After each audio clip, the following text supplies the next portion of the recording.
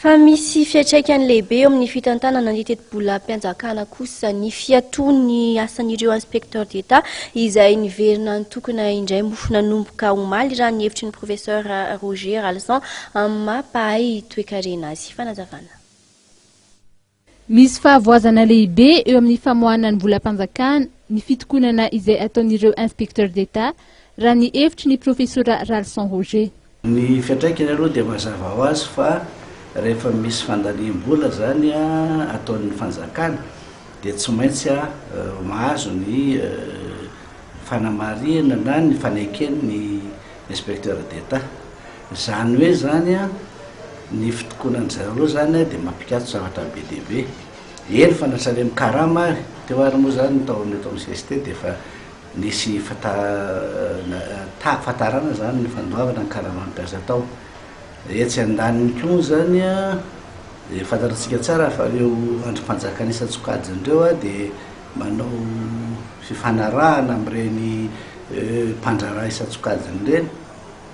Ireny koa zany dia tsy afaka andohan'ireny koa ny fanjakana rehefa tsy mahazo ny fankatoavan'ny inspecteur d'État.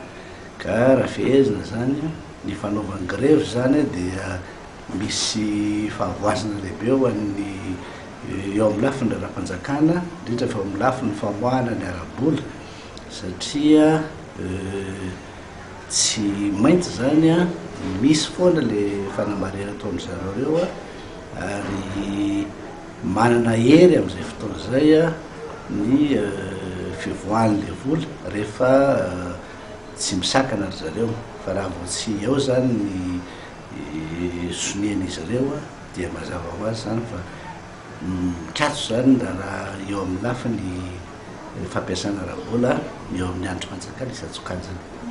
Raha ny hevitry ity mpahay toe-karena ity dia fahadisoana lehibe ny tsy fisian'ny fifananana ampidirana inspecteur d'État efa 12 taona lasa izay. Antony iray anisan'ny mahatonga ny fitokonana izay ataon'ireo inspecteur d'État.